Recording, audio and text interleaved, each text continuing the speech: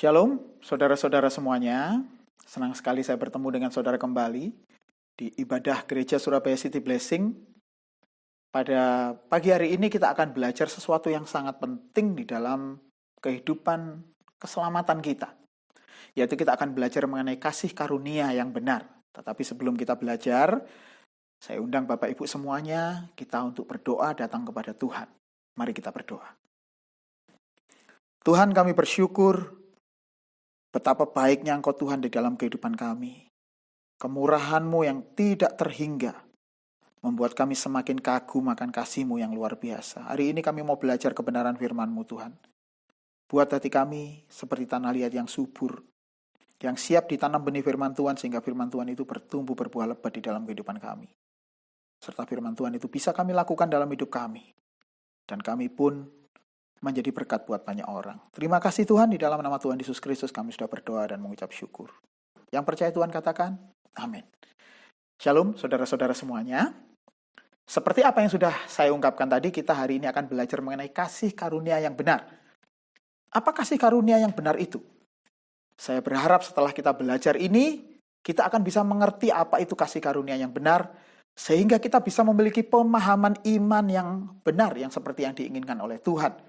Bukan pemahaman iman yang salah, tetapi pemahaman iman yang benar. Karena pemahaman iman yang benar akan membuat hidup kita berada di dalam kebenaran, dan apapun yang kita kerjakan adalah kebenaran.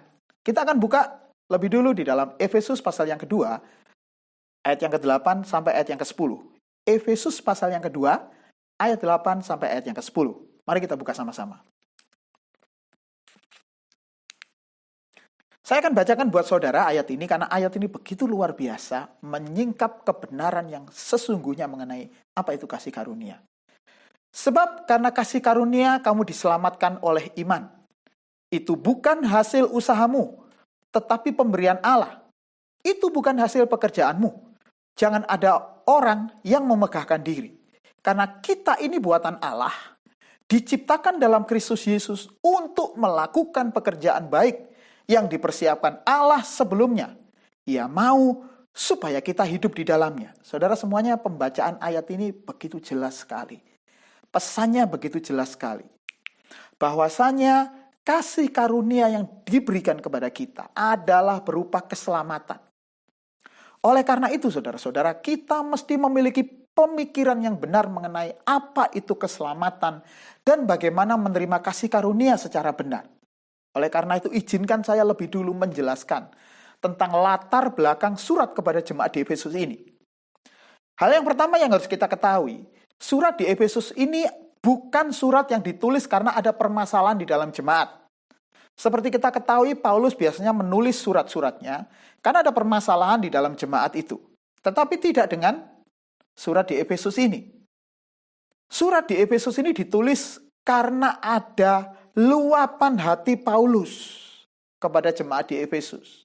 Paulus ingin menceritakan apa yang ada di hatinya kepada jemaat di Efesus.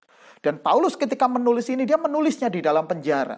Jadi tidak mudah bagi siapapun juga menulis sesuatu kepada orang yang di luar penjara. Dia menulis kepada jemaat di Efesus mengenai kerinduan hatinya. Begitu. Yang kedua, kota Efesus adalah kota perdagangan. Seperti kita ketahui, kota perdagangan itu adalah kota yang penduduknya kebanyakan kaya. Mereka terbiasa hidup dari perdagangan, oleh karena itulah perdagangan adalah hal yang pokok di dalam sebuah kota yang memang jantungnya ada di perdagangan. Nah, oleh karena itu di dalam surat di Efesus ini, untuk jemaat di Efesus ini, Paulus mengingatkan kembali tentang kekayaan yang sesungguhnya. Kekayaan yang sesungguhnya itu bukan berada di dalam kekayaan materi. Kekayaan yang sesungguhnya yang dikatakan oleh Paulus di dalam seluruh ayat di Efesus ini adalah kekayaan di dalam kasih karunia keselamatan oleh Tuhan Yesus Kristus. Jadi Paulus seolah-olah mau mengingatkan kepada jemaat di Efesus bahwa segala sesuatu yang ada di dunia ini tidak ada artinya jika dibandingkan dengan kekayaan yang sejati, yaitu kekayaan berupa keselamatan di dalam Tuhan Yesus Kristus. Hal yang ketiga, Paulus pada saat menulis suratnya kepada jemaat di Efesus, Dia menyoroti kepada jemaat agar jemaat tidak ikut di dalam perbuatan kegelapan orang-orang di kota Efesus.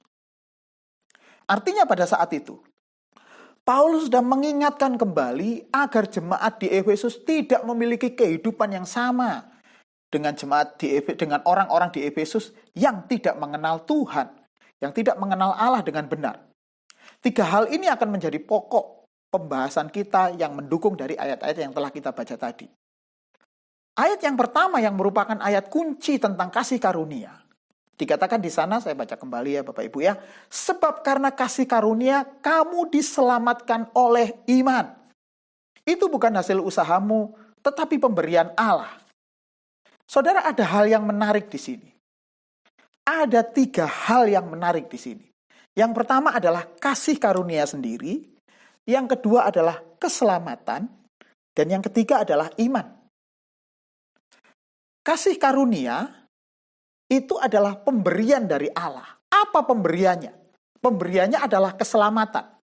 Dan bagaimana cara kita menerimanya? Dengan iman. Jadi 3 hal ini begitu terkait. Oleh karena itu kita mesti harus memiliki cara pandang yang benar mengenai 3 hal ini. Kalau kita tidak memiliki cara pandang yang benar mengenai 3 hal ini, maka kita akan sulit memandang keselamatan dari cara yang benar juga. Itu akan berpengaruh sekali dengan kehidupan kita setiap hari ketika memandang keselamatan. Kata kasih karunia menggunakan bahasa asli charis. Charis. Atau bahasa Inggrisnya adalah grace, kasih karunia. Menggunakan kata charis. Sementara kata keselamatan menggunakan kata zozo. Nah, iman itu menggunakan kata pisteos. Apa gunanya masing-masing kata ini? Nanti akan kita lihat. Kita akan coba bongkar satu demi satu. Hal yang pertama yang paling penting yang harus kita ketahui, dalam prinsip grace atau dalam prinsip kasih karunia itu adalah pemberian dari Allah. Pemberian dari Allah itu artinya bukan karena apa yang kita lakukan, bukan karena jasa kita, tetapi karena Allah memberikan, memberi. Ketika Allah memberikan itu, Allah tidak melihat keberadaan kita seperti apa. Latar belakang kita seperti apa, tidak dilihat oleh Allah. Allah memberi. Semuanya hanya berasal dari kedaulatan Allah yang memberikan. Jadi kasih karunia itu adalah pemberian dari Allah. Jasa dari manusia, perbuatan dari manusia, tidak berpengaruh sama sekali.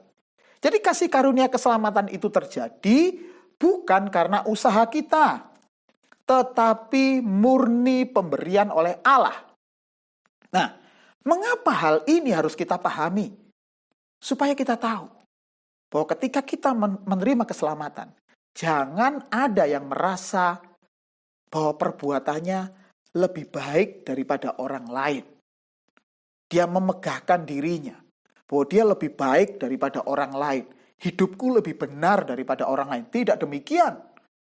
Justru keselamatan harus membuat kita sadar bahwa kita bukan orang yang benar dan Allah memberikan kasih karunia yang luar biasa. Dan hal yang terpenting yang ketiga adalah kasih karunia keselamatan itu harus diterima dengan iman. Permasalahannya iman seperti apa yang efektif untuk kita bisa menerima kasih karunia itu. Mari kita akan melihat. Tetapi sebelum kita melihat tentang iman lebih dahulu, yang harus kita pahami adalah tentang apa itu selamat. Kata selamat menggunakan kata zozo. Tadi sudah kita pelajari sama-sama. Keselamatan yang dimaksud oleh Tuhan yang ada di dalam Alkitab, itu bukan sekedar memindahkan orang dari neraka ke surga. Atau menghindarkan kita dari neraka ke surga. Bukan keselamatan seperti itu.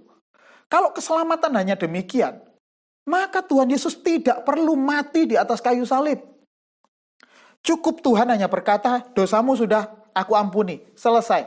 Cukup seperti itu. Tapi kalau sampai Yesus mati di atas kayu salib, ada hal besar yang sebenarnya mau Tuhan buat untuk menyatakan apa itu keselamatan. Hal besar itu adalah, keselamatan itu adalah pendamaian kembali, sebuah pendamaian kembali antara manusia dengan Allah. Mengapa harus didamaikan? Karena manusia sebenarnya rancangannya yang semula adalah memiliki gambar dan rupa Allah di dalam dirinya. Tetapi gambar dan rupa Allah itu rusak karena gara-gara manusia lebih memilih untuk berbuat dosa.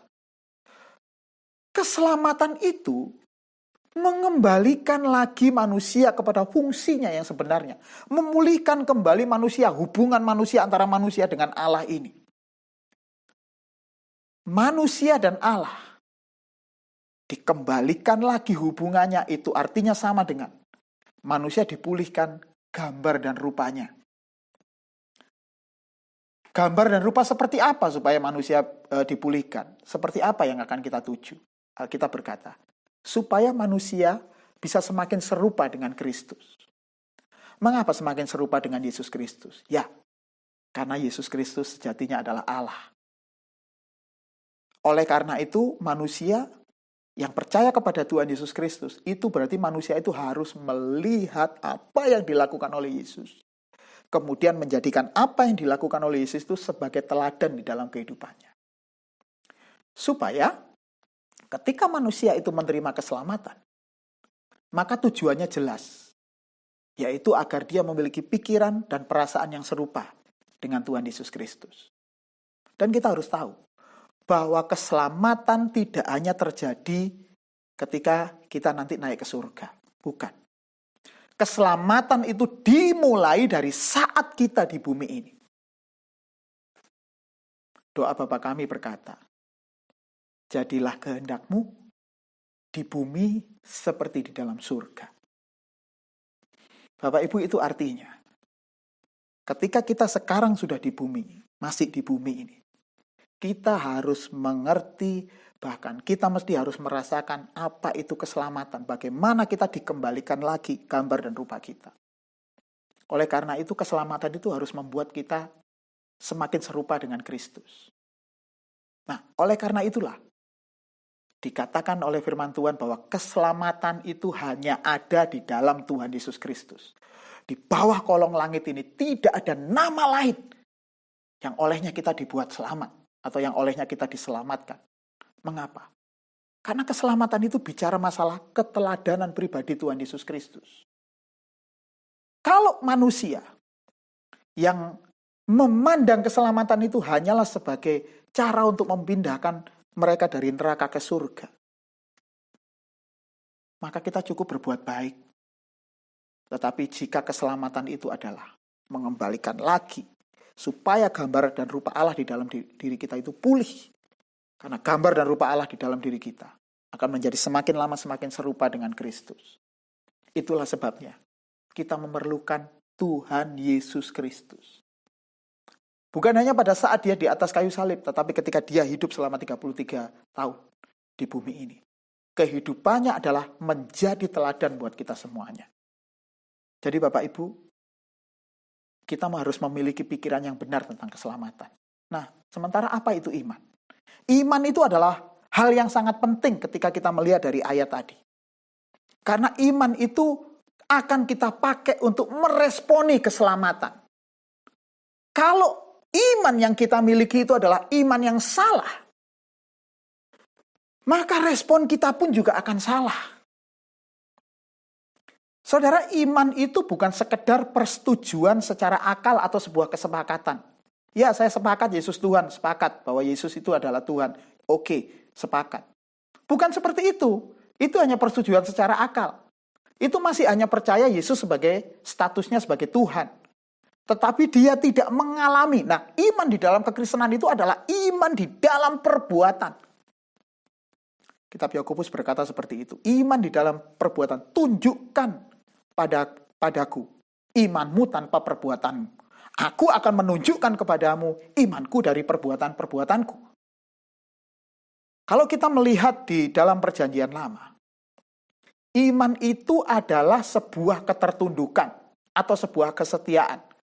Bukan hanya sebuah kepercayaan-kepercayaan dalam pikiran, tetapi adalah bisa dibuktikan dengan perbuatan yang berupa ketaatan atau ketertundukan kepada Tuhan. Nah, berbicara masalah iman, tidak boleh dilepaskan dari Abraham. Siapa Abraham? Abraham adalah bapak orang beriman. Nah, pertanyaannya adalah, iman seperti apa yang membuat Abraham menjadi bapak orang beriman? Mari kita lihat di dalam Kejadian 1 ayat yang ke-12. Kejadian pasal 12 ayat yang pertama. Kejadian pasal 12 ayat yang pertama. Kita akan baca sama-sama. 1, 2, 3. Berfirmanlah Tuhan kepada Abraham, pergilah dari negerimu dan dari sanak saudaramu, dan dari rumah bapamu ini ke negeri yang akan kutunjukkan kepadamu. Saudara, dari ayat ini kita bisa melihat bahwa Elohim Yahweh, Bapa, meminta kepada Abraham agar dia pergi dari negerinya dan dari sanak saudaranya, dari rumah bapaknya, ke negeri yang akan Tuhan tunjukkan. Permasalahannya adalah, Tuhan tidak pernah bilang negeri itu di mana. Namanya apa? Petanya di mana? Nggak pernah bilang. Tuhan hanya meminta ketertundukan Abraham supaya menuruti kehendak Tuhan. Saudara tahu apa yang terjadi dengan Abraham? Ketika Abraham mendengar hal itu, maka dia memutuskan untuk pergi. Memutuskan meninggalkan Ur Kasdim, tempat yang nyaman, tempat dia dan keluarganya ada di sana. Kalau iman itu hanya persetujuan akal, Abraham tidak perlu meninggalkan Ur Kasdim. Dia cukup bilang, oh ya Tuhan, ya Elohim Yahweh, Engkau adalah Allah yang luar biasa, aku percaya, aku beriman. Dan dia tetap ada di situ, tetapi tidak dengan Abraham. Abraham tunduk taat sepenuhnya kepada Tuhan dan meninggalkan Ur Kasdim menuju tanah yang akan ditunjukkan oleh Tuhan. Nanti di kitab Ibrani kita akan tahu bahwa tanah itu bukan tanah fisik, tetapi tanah yang dibangun oleh Allah sendiri. Jadi saudara-saudara, iman itu berupa ketaatan kita untuk meninggalkan kenyamanan kita dengan cara hidup dunia ini. Supaya kita bisa tunduk kepada apa yang diinginkan oleh Tuhan atau apa yang menjadi kehendak Bapa. Itulah yang disebut iman. Jadi sama seperti Abraham yang beriman, yang tunduk, kita pun juga harus memiliki standar iman yang sama. Bukan cuma dari akal, tetapi dari tindakan. Dan iman yang berasal dari tindakan itu, iman yang digerakkan oleh tindakan kita itu, tidak bisa kita lakukan, tidak bisa kita kerjakan kalau iman kita tidak bertumbuh. Iman jangan dibiarkan tetap seperti itu, iman harus bertumbuh. Nah, iman tumbuhnya dari mana? Munculnya dari mana? Alkitab sudah menuliskan di dalam Roma 10 ayat yang ke-12. Bahwa iman itu timbul dari pendengaran dan pendengaran oleh firman Kristus. Dan ada hal yang unik di sini. Kata firman menggunakan kata rematos Kristos. Remato Kristos. Kata rema itu artinya adalah firman yang diberikan oleh Allah sendiri kepada masing-masing pribadi. Saudara, kata firman di dalam Alkitab Perjanjian Baru menggunakan dua kata penting, yaitu kata logos dan kata rema. Yang dimaksud dengan logos itu adalah firman, kebenaran, yang tertulis, yang nyata, yang tertulis, yang nyata, yang kita bisa pelajari. Itu adalah logos. Ketika saudara mendengar saya menyampaikan firman Tuhan, saudara mendengar logos ini. Tetapi ada firman yang berasal dari Tuhan yang merupakan pewahyuan untuk masing-masing orang. Karena orang itu melakukan logos yang dia sudah dengar. Maka firman yang dia sudah membuat dirinya orang ini bergerak, melakukan, itulah yang disebut rema. Nah, iman itu timbul dari sana. Bukan cuma sesuatu yang kita dengar, tetapi yang sesuatu yang kita alami, kita lakukan, kita kerjakan. Oleh karena itu, jangan hanya bangga karena kita memiliki konsep-konsep berteologi. Jangan hanya bangga karena kita menguasai segala macam teologi. Teologi yang benar harus mengakibatkan tindakan yang benar. Kalau teologi kita tidak merubah sama sekali dalam diri kita, saudara mungkin perlu cek teologi saudara lagi. Jadi iman yang benar itu membuat apa yang kita lakukan itu benar. Jadi saudara harus mengetahui bahwa ada akibat nyata dari kasih karunia yang diberikan oleh Tuhan di dalam hidup kita. Kasih karunia itu bukan membuat kita kemudian tidak melakukan apa-apa. Justru kasih karunia itu membuat kita memiliki standar baru yang disebut lahir baru di dalam Tuhan Yesus Kristus. Oleh karena itu, apa yang menjadi akibat dari seseorang yang menerima grace dengan iman yang benar? Ayat 10 sudah menjelaskan. Ayat 10 berkata, karena kita ini buatan Allah, diciptakan dalam Kristus Yesus untuk melakukan pekerjaan baik yang dipersiapkan Allah sebelumnya. Saudara masih ingat tentunya, tadi saya sudah jelaskan mengenai manusia diciptakan segambar dan serupa dengan Allah. Keinginan Tuhan agar manusia pada saat di Taman Eden ketika diciptakan segambar dan serupa dengan Allah, hidup mereka bisa selama-lamanya bersama-sama dengan Tuhan, memiliki cara berpikir Allah. Tapi karena dosa, kemudian gambar dan rupa Allah itu kemudian menjadi rusak. Walaupun masih ada manusia yang baik, tetapi kebaikannya hanyalah kebaikan yang berasal dari dunia, bukan dari Tuhan. Nah, bagian kata yang menyatakan karena kita ini buatan Allah diciptakan dalam Kristus Yesus untuk melakukan pekerjaan baik. Kata pekerjaan baik menggunakan kata ergon hagados. Ergon hagados. Apa itu pekerjaan baik yang dimaksud dengan pekerjaan baik atau ergon hagados? Pekerjaan baik yang dimaksud adalah pekerjaan yang dikehendaki oleh Allah. Jadi kebaikannya bukan standar kebaikan diri kita ataupun standar kebaikan dunia pada umumnya, bukan. Tetapi standar kebaikan yang dikehendaki oleh Allah. Bagaimana kita bisa tahu? Sekali lagi, iman timbul dari pendengaran dan pendengaran oleh firman Kristus. Oleh remato Kristus. Kalau kita mendengar firman Tuhan dan kita mengerjakannya, kita tekun mengerjakannya, kita setia mengerjakannya, iman kita akan bertumbuh. Disitulah pekerjaan baik yang dikehendaki oleh Allah itu muncul. Jadi saudara, kesimpulannya seseorang yang menerima kasih karunia dengan benar, yaitu dengan iman yang benar, pasti perbuatannya memuliakan Allah. Kalau ada orang yang merasa sudah menerima kasih karunia, tapi hidupnya malah nggak benar, bikin dosa di mana-mana, hidupnya meleset dari kebenaran firman Tuhan. Semua firman Tuhan dia langgar. Kemudian dia berpikir, toh aku nanti masih bisa diampuni. Hubungan seperti itu. Karena kasih karunia yang kita terima dengan benar, dengan iman yang benar, itu akan mengubah hidup kita. Pastilah perbuatan orang-orang seperti ini memuliakan Allah. Karena dia melakukan pekerjaan baik yang dikehendaki oleh Allah. Dan jangan lupa, di situ dikatakan, ia mau supaya kita tetap tinggal di dalamnya. Perbuatan baik atau pekerjaan baik yang kita lakukan karena akibat dari kita menerima kasih karunia dari Tuhan itu membuat kita hidup di dalamnya. Artinya, bukan hanya kita lakukan sekali dua kali, bukan. Tetapi kita lakukan akan terus, akan kita lakukan. Sampai kapan ini? Sampai kita menutup mata. Jadi saudara-saudara, jangan berhenti ketika kita sudah merasa sudah puas kalau kita sudah mendengar logos, konsep-konsep teologi. Jangan. Tetapi logos itu harus menjadi rema di dalam hidup kita. Supaya setiap hari iman kita akan memiliki iman yang bertumbuh, yang berisi ketertundukan kita kepada Sang Raja. Tuhan Yesus Kristus, satu-satunya penguasa di dalam hidup kita.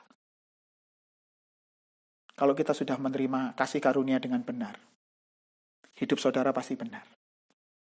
Kasih karunia yang benar yang kita terima dengan iman yang benar membuat hidup saudara berubah. Berubah sesuai dengan yang dikehendaki Bapa. Saya kira apa yang saya jabarkan sudah cukup saudara terima. Terima kasih untuk memperhatikan, untuk mendengarkan firman ini sampai selesai. Sebelum kita menyelesaikan ini, kita akan tutup di dalam doa. Mari kita berdoa. Tuhan Yesus, Allah yang memberikan kasih karunia secara luar biasa buat kami. Pagi ini kami bersyukur Tuhan, bahwa kami melihat bahwa Engkau begitu baik memberikan keselamatan, kasih karunia, bukan karena kebaikan kami, tetapi karena Engkau yang memberikan buat hidup kami. Oleh karena itu Tuhan, buat kami supaya kami bisa menerima dengan iman yang benar, yaitu iman yang berisi ketertundukan kami kepadamu, ketaatan kami kepadamu, bukan hanya iman yang ada di dalam pikiran. Mari semakin ubah hidup kami, semakin serupa dengan gambaran anakmu yang tunggal, supaya gambar dan rupa Allah semakin nampak di dalam kehidupan kami. Kami semakin berkurang, Engkau semakin bertambah-tambah di dalam hidup kami. Kami mematikan keinginan daging kami, tetapi Engkau hidup di dalam kehidupan kami.